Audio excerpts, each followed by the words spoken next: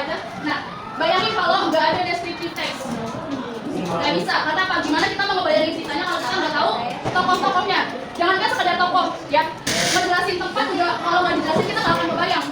Ya namanya orang baca novel itu pasti ngebayangin imajinasinya itu pasti main. Ya, gimana tempatnya, ya kan, gimana pertemuannya, purpose, tujuan, terus generic structure kita udah ini dijelasin, identification sama description atau describing ya dijelasin. Dan yang ketiga itu kita akan belajar tentang language feature atau struktur kebahasaan.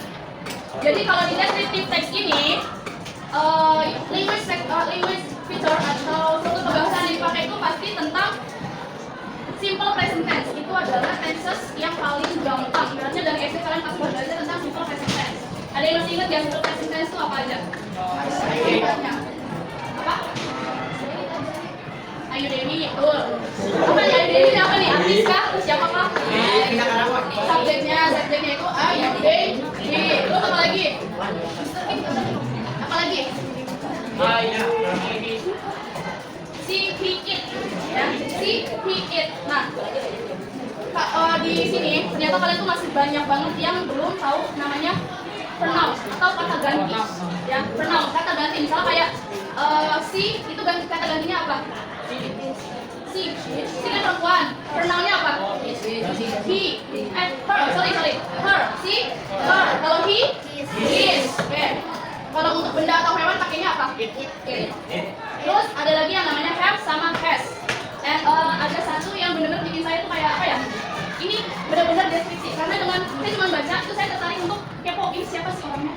Yang suka sama Iqbal, Angga Yunanda, ada yang bilang handsome, just handsome. Maksudnya gini loh, di wayang saya udah ganteng tapi nggak menarik gitu kan. Maksudnya bukan nggak menarik maksudnya. Ganteng itu kan relatif ya. Ganteng itu relatif, oh ya udah ganteng gitu kan. Tapi kalau misalnya kayak gini kata-katanya, her voice is soft like a cotton candy. Apa suaranya bisa lembut kayak permen kapas. Terus pas saya dengar lagunya ada promise sama start from the start ya saya emang I agree with his pendapat sama pendapatnya saya setuju. Karena emang suaranya lembut, pokoknya so comfortable to hear, ya. Enak nyaman buat didengar. Ya. Jadi hari ini saya mau kita lebih mendalam lagi tentang descriptive text. Ya, jadi bukan cuma sekedar he is handsome, he is tall, terus he is a football player, ya. Tapi kalau kemarin kita udah ngebahas tentang personal, hari ini kita ngebahas tentang animal, tentang hewan. Ya, pasti lebih gampang kan? Ya kan? Ya, dia hewan herbivora, carnivora, dia hewan jinak, dia bisa dipelihara, dia punya. Terus kalau untuk ciri-cirinya juga pasti kalian tahu, ya kan? Anak-anak pun tahu, dia punya buntut yang panjang, dia punya taring, dia punya kumis, segala macam. Jadi identification. Jadi kalau pengenalan ini berarti secara singkat atau secara detail? Secara detail atau secara singkat? Detail atau singkat? Ini soalnya belum. Detail atau singkat? Coba yang detail angkat tangan. Angkat tangan aja. Nggak ada salah, nggak ada benar. Oke, kalau secara singkat. Oke, jadi identifikasi ini yang namanya pengenalan atau perkenalan. Kalian kalau kenalan sama orang tuh langsung cerita panjang atau sekedar oh iya namaku ini, hobi aku ini, tinggal aku di sini.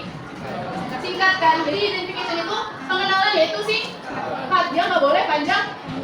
Cuma sekedar oh lagi ngebahas ini, lagi ngebahas kucing misal. Ya udah berarti singkat. Oh ya udah kucing tuh hewan peliharaan. Dia jinak, tapi kadang juga galak kalau diganggu. Ya.